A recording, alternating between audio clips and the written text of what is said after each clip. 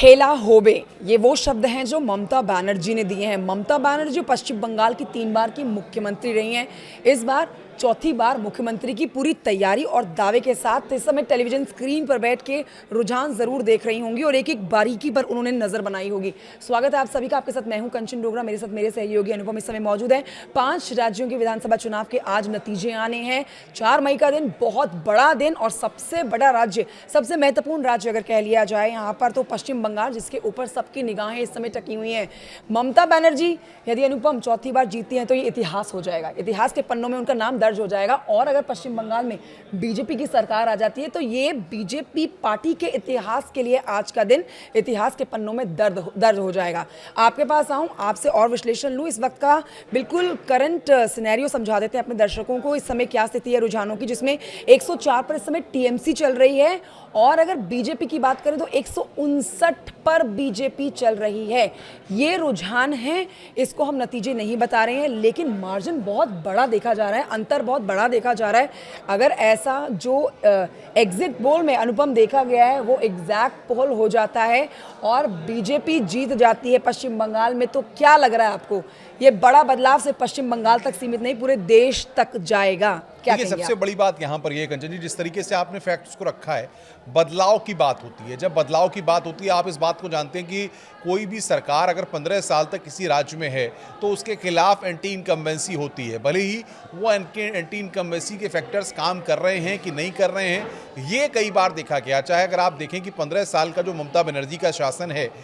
उसमें ममता ने जिस तरीके की डिलीवरी दी है, जिस तरीके से लोगों के साथ कनेक्टिविटी रखी है, उसके साथ साथ अपोनेंट के तौर पे भारतीय जनता पार्टी जिस तरीके से पिछले 10 सालों से अगर आप देखें एक मजबूत गढ़ के तौर पर पश्चिम बंगाल में डट करके टीएमसी के नेताओं के साथ मुकाबला करती हुई दिखाई दी है। चाहे टीएमसी के नेताओं को अपने पाले में लाने की बात रही हो, चाहे शुभेंदु अधिकारी के साथ बैठ करके प्रभावी रणनीति की बनाने की बात हो, चाहे बंगाल के करप्शन का मुद्दा हो, चाहे एसआईआर को लेकर के जिस तरीके से माहौल बनाने की कोशिश की गई हो उसका जवाब देने की बात हो, चाहे महिलाओं की सुरक्षा की बात हो, इन तमाम मसलों पर, या फिर देखा जाए कि नरेंद्र मोदी की सरकार ने जिस तरीके से केंद्र में काम किया है, उसमें जो केंद्र की कल्याणकारी योजनाएं हैं उनका लाभ बंगाल के लोगों तक कैसे पहुंचे, या जो और सरकार की जो प्रभावी योजनाएं हैं उनको किस तरीके से बंगाल में इंप्लीमेंट कराया जाए, इस सब को लेकर के टीएमसी पर हमले करना, ये एक लगातार एक प्रोसेस पिछले 10 सालों से अगर हम देखें तो भारतीय जनता पार्टी की स्ट्रेटेजी प्लान में रहा है, क्योंकि भारतीय जनता पार्टी बंगाल के किले को बहुत पहले से फतेह करना चाहती थी। और यही एक कारण है कि इस बार हम देख रहे हैं कि जो तस्वीर है वो ममता बनर्जी की जो एंटी इनकम्बेंसी है वो भी काम कर रही है, बीजेपी की जो पॉजिटिव अप्रोच है वो काम कर रही है। ग्राउंड पर जो एसआईआर को लेकर के जिस तरीके की चीज़ें हुई, जो रस्साकशी का माहौल मिला, वोटर टर्नआउट जो 92-93% यहाँ पर देखने को मिला बंगाल में 2 चरणों में मतदान के बाद, वो भी एक बड़ा फैक्टर है। तो और जेनजी और युवा जो अप्रोच है, जो कनेक्टिविटी है, वो कहीं ना कहीं बीजेपी से प्रभावित होकर के लगता है कि अब 15 साल के बाद हो सकता है कि भारतीय जनता पार्टी बंगाल की तस्वीर को बदल करके कुछ नया करने की कोशिश करे। ये कहीं ना कहीं मुझे लगता है एक उम्मीद ज्यादा। अनुपम, अगर हम समूचे पश्चिम बंगाल की बात करें तो वो बीजेपी के लिए मतलब बड़ा मुश्किल है वहां पर एंट्री कर पाना, क्योंकि ये पूरा पश्चिम बंगाल ममता बनर्जी का अभेद किला है। लेकिन अगर पश्चिम बंगाल की बहुत ही वीवीआईपी सीट, ममता बनर्जी की सीट की बात कर लें, भवानीपुर, ये तो विपक्ष के लिए यानी कि बीजेपी के लिए बहुत ही मुश्किल अभेद किला है। मतलब 3 बार वो यहाँ से बम्पर जीत चुकी हैं। 2011, 2016, 2021 में उन्होंने बड़ी जीत दर्ज की है और 2026 में भी अब यही उम्मीद लगाई जा रही है बड़ी जीत दर्ज करेंगी। लेकिन ट्विस्ट यहाँ पर ये है अनुपम, जो रुझान आ रहे हैं वहाँ भवानीपुर सीट पर बहुत बड़ा मतलब अप्स एंड डाउन्स देखे जा रहे हैं। कभी ममता बनर्जी तो कभी यहाँ पर शुभांशु जो है वो आगे बढ़ जा रहे हैं। अब ये अप्स एंड डाउन्स देखें, आपको क्या लग रहा है थोड़ी देर में तस्वीर जो साफ होगी वो किस ओर इशारा करने जा रही है?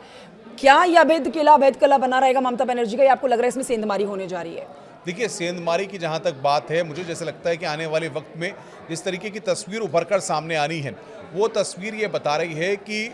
मुकाबला कांटे का है और इस मुकाबले में तस्वीर कुछ भी उभर कर सामने आ सकती है, क्योंकि शुभेंदु अधिकारी ममता बनर्जी के बिल्कुल खास रहे हैं, एक पॉजिटिव अप्रोच है और उसके साथ साथ ये सारी चीज़ें उनके सहयोगी रहे हैं। जी। तो इस सब सारी चीज़ों को ध्यान में रखते हुए एक फैक्टर ज़रूर यहाँ पर काम करता हुआ नज़र आएगा और इसी को लेकर के ये सारी चीज़ें यहाँ पर होती हुई दिखाई दे रही हैं। लेकिन ममता बनर्जी को भवानीपुर में मात देना इतना आसान नहीं होगा, क्योंकि अभी जो तस्वीर कुछ देर बाद साफ होगी, अंतर ज़रूर है, लेकिन मुझे लगता है कि तस्वीर यहाँ पर उभर करके जिस तरीके से सामने आ रही है वो अपने आप में ये रिफ्लेक्ट करती है कि ममता बनर्जी को एक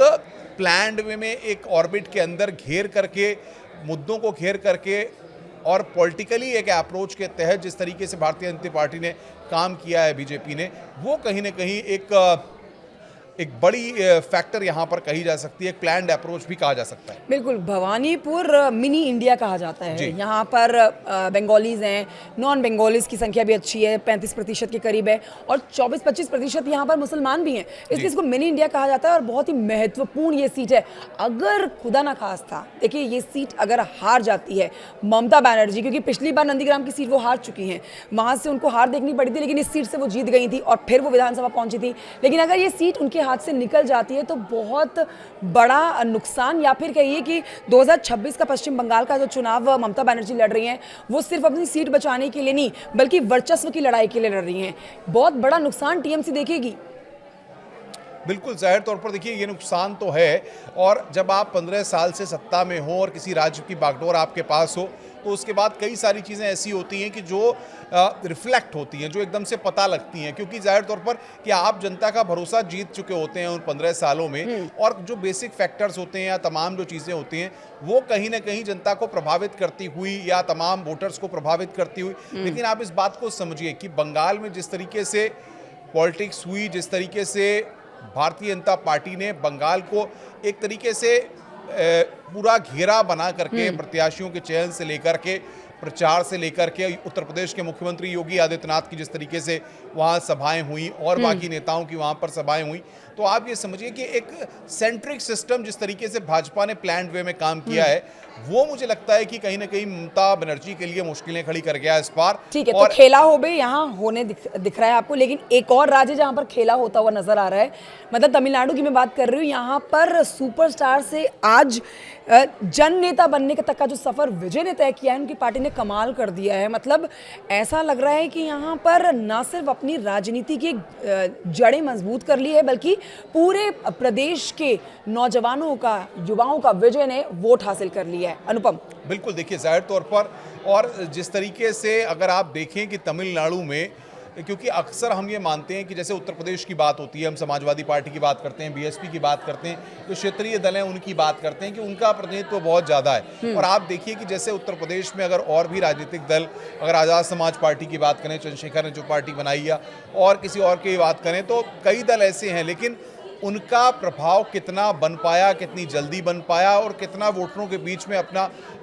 महत्व छोड़ पाए। लेकिन तमिलनाडु में दक्षिण के जो किले में अगर आप देखें तो सबसे बड़ी बात यहाँ पर यह है कि जिस तरीके से टीवीके ने अपना मैसेज कन्वे किया, युवा वोटरों तक कन्वे किया और उसके बाद एक मैसेज देने के लिए कोशिश की, क्योंकि देखिए जब आप क्या होता है, जब आप किसी सिने स्टार होते हैं, आपके होते हैं, तो आपका एक पर्सनल जनाधार भी होता है, और वो जनाधार अगर आप किसी वोट बैंक में कन्वर्ट कर पाएँ या उसको अपने लिए लाभ अर्जन के तौर पर या अपनी राजनीतिक छवि के निर्माण के तौर पर कर पाएँ, तो ये बहुत महत्वपूर्ण होता है। तो मुझे लगता है कि विजय ने जिस तरीके से प्लान्ड वे में पार्टी बनाई, उसके बाद अपना मैसेज कन्वे किया, और जो बाकी जो तमिलनाडु के दल थे वो उस तरीके से कम्युनिकेट करके यूथ को, या जो माना जाए कि 18 साल से लेकर के 40 साल के वर्ग के बीच का जो वोटर है, जो एक प्रभावी वोटर माना जाता है, जो घर में, परिवार में माता पिता को, महिलाओं को, सबको कहीं ना कहीं आगे लेकर के या बातों को लेकर के, तो एक कॉमन अप्रोच कहीं ना कहीं तमिलनाडु में बनी है, जिसने विजय को यहाँ पर बहुत फायदा पहुंचा मतलब ये देखा जा सकता है अनुपम कि जो पहली बार शायद वोट करने गया होगा इस बार, उसने सीधे विजय को वोट दे दिया है, बिना ये सोचे कि वो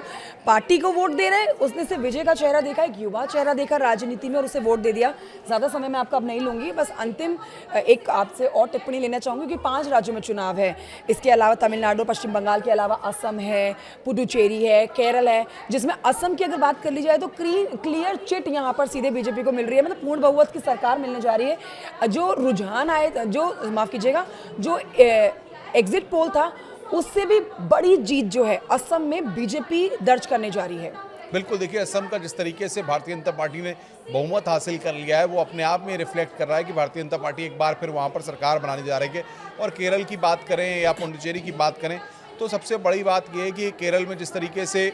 हम देख रहे हैं कि एलडीएफ यूडीएफ इन सब बढ़त बनाते हुए यहाँ पर जिस तरीके से एलडीएफ दिखाई दे रहा है, तो वो कहीं ना कहीं ये रिफ्लेक्ट है। लेकिन सबसे महत्वपूर्ण मैं जिस बात को लगातार कह रहा हूँ जी कि इन 5 राज्यों के परिणामों में तस्वीर सबसे बड़ी ये है कि चर्चा में एक नई क्रांति के तौर पर, एक नए उदय के तौर पर तमिलनाडु को देखा जाएगा और साथ ही साथ इतिहास बदलने वाले दौर के तौर पर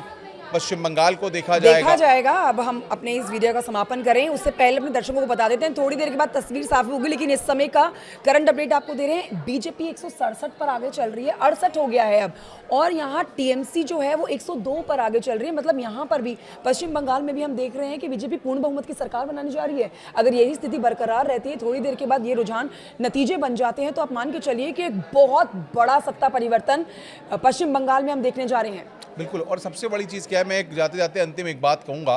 कि बंगाल की बात करें, तमिलनाडु की बात करें, देखिए हालात की बात होती है, परिस्थितियों की बात होती है। किसी ने कहा भी है कि मौसम की करवटें ही आंधियाँ लाती हैं, यूं ही आसमां बेवक्त रोता नहीं, तूफानों से तो तस्वीर अपने आप बदल जाती है। अब वक्त है हालात को बदलने का। तो जो हालात बदलने वाली बात थी, कहीं ना कहीं वोटर्स ने जागरूकता दिखाई है और तमाम चीज़ों को ध्यान में रखा। इस बात पे मैं भी एक बात बोलना चाहूंगी कि अभी ममता बनर्जी ने बात बोली थी कि चमक सितारों से नहीं होती है, चांद से होती है, लेकिन उनका चांद डूबता हुआ नजर आ रहा है। फिलहाल बहुत शुक्रिया आपका अनुपम इस चर्चा में हमारे साथ शामिल होने के लिए। देखते हैं नतीजे किसके हक में आते हैं, लेकिन फिलहाल जो तस्वीर देखी जा रही है रुझानों के लिहाज से वो बीजेपी को बढ़त बनाते हुए देखी जा रही है। नमस्कार।